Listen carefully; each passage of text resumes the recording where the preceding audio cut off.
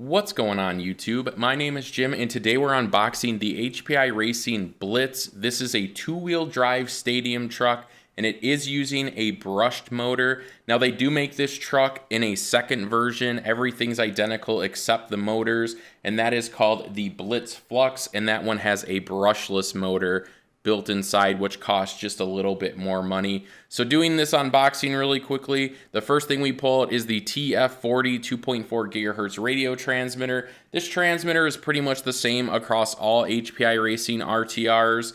We do have a wall charger in the region specific plugs, as well as a battery, which I did not show, and that is a 6-cell nickel metal hydride battery. We do have a bag full of extra parts, as well as some tools that are included inside. And then we do have our user guide, warranty information, and our parts guide, as well as a couple decals in this packet. So hold on to this. Everything you need to know is in there. And then they did include the 4 AA batteries for the transmitter. Now pulling the truck out for the first time, very lightweight truck, probably one of the lightest trucks I've reviewed so far on this channel. There's 2 body clips, 2 in the back, 2 in the front, so 4 total. Taking the body off the truck for the first time, they have an awesome paint scheme on here. So this is actually called the Skorpion body. This is brand new.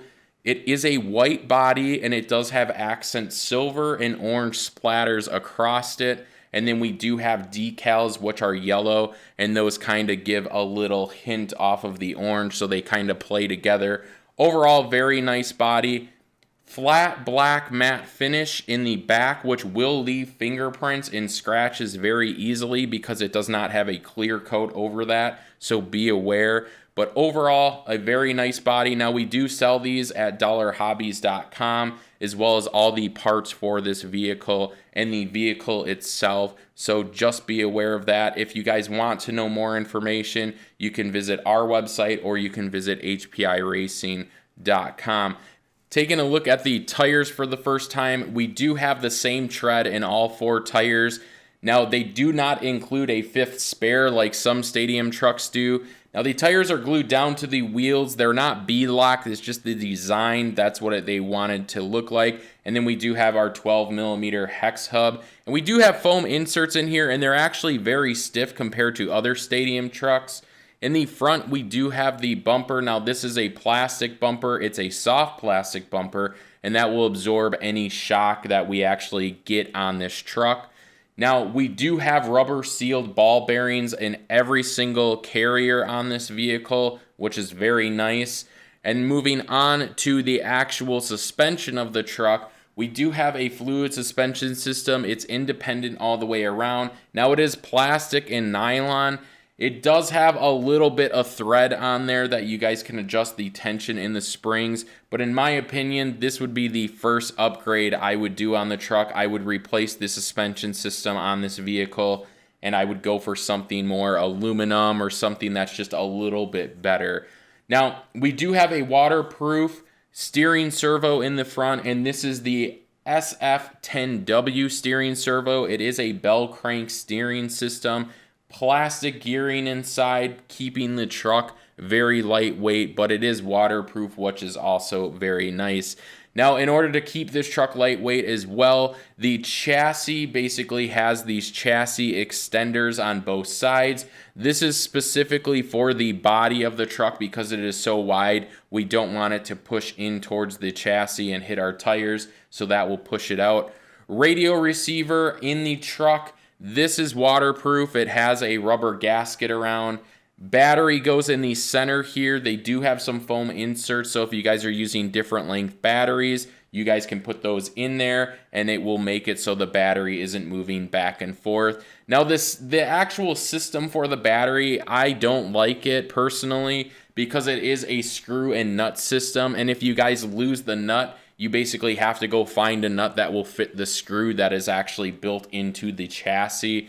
This is what it looks like in my hand. On the other side of the vehicle, we have the ESC. Now, this is the waterproof ESC. This is the SC-15WP. This will take LiPo batteries. It will also take nickel metal hydrate battery, and that is a 6 or 7 cell.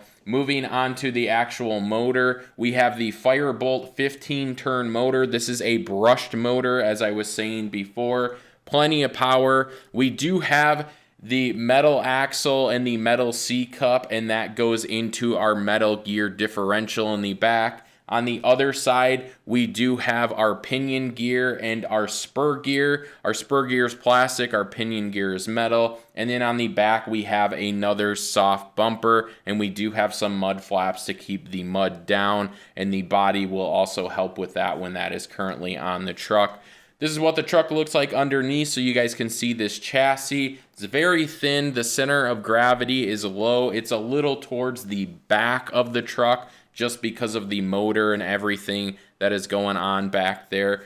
Overall, a very nice vehicle, especially for entry level. Now, if you guys are going to customize this truck a lot, I would say get the Blitz. If you guys are just going to leave the truck as is, but you still want brushless, go out and get the Blitz Flux Edition. The body on the Blitz Flux Edition is black, and it has a different paint scheme than this Skorpion body that is currently on this vehicle. If you guys want to know more information, you can pick up this truck as well as all the parts of this truck, including the body, at $hobbyz.com. And if you guys want to know specific details, you can go to HPI Racing's website at hpiracing.com. Until next time, I hope you guys have a good one. Peace.